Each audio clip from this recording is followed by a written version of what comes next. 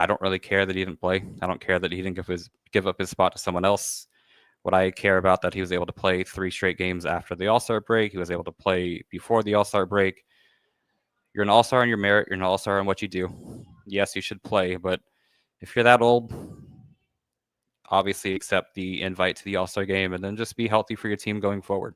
I was happy with that decision that he chose to rest, chose to focus on his Lakers push for the postseason, because I think Luka and LeBron definitely might have a better season next year because they're going to be able to surround the Lakers with a actual center instead of Jackson Hayes, who in his defense has played pretty well recently.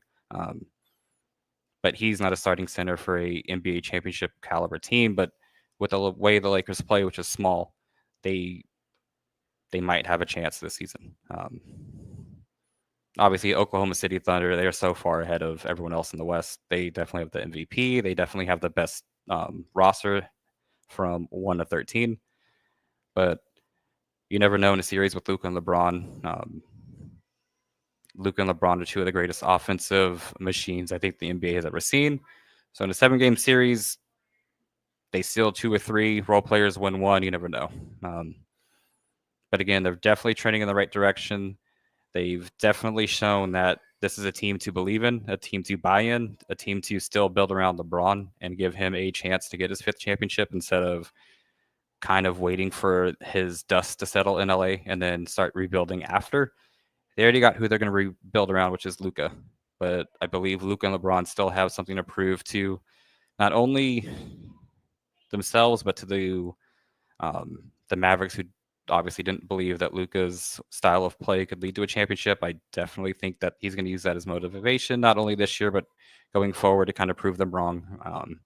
Maybe he'll get his own version of amnesty that, but I believe the state of the Lakers is a lot of happiness. There's a lot of joy. There's a lot of pride in what Lakers basketball is currently.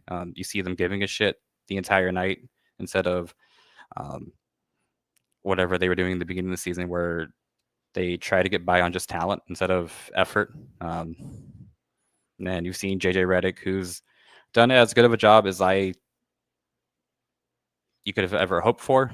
Was very pessimistic about that hire as a coach because I just haven't seen him do any coaching besides, I guess it was his middle school team for his kids or his elementary, whatever that was, and then his broadcasting on ABC and ESPN. He's had them, I think, more in the moment, more ready for the challenge, and more up to actually fighting instead of Darvin Ham, who kind of basically just said, it is what it is. It's a marathon. Be okay with losses, basically. And JJ's been more, I think, in tune with how Laker fans feel and how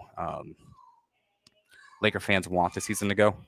We are always championship or bust, and I think JJ's done his best to adhere to that, because you saw the way he attacked that Nuggets game as a coach is more than I think Darvin Ham did in 2 years. He had the Lakers bought in from opening tip to when the game was over, and we hadn't seen that for a while. And yes, it's always nice to beat the Nuggets, but it was just cool to see a coach have a game plan and the team follow it from A to Z. So I'd say for his coaching grade, I'd give him a B+, A-. There's still some times where during the course of the year that you can tell makes some bonehead decisions and he's in over his head a little bit. But yeah, I actually changed that B+ to an A- because you can't give him a B. It has to be an A- because where the Lakers are right now, which is 16 games over 500 with as many injuries as the Lakers currently had in the beginning of the year and what they have now, it definitely has to be an A. All right, that's probably going to be it for the night, because the Lakers and Clippers are being off in 5 minutes. And here before I watch that, thank you guys all for joining me. This has been Daniel from King Watch LA. We're doing this once a week. Gonna try to find a night that works best for my schedule coming up, but we're definitely going to commit to once a week. And thanks for Hoops and Brews for having me. It's been real. Thank you guys.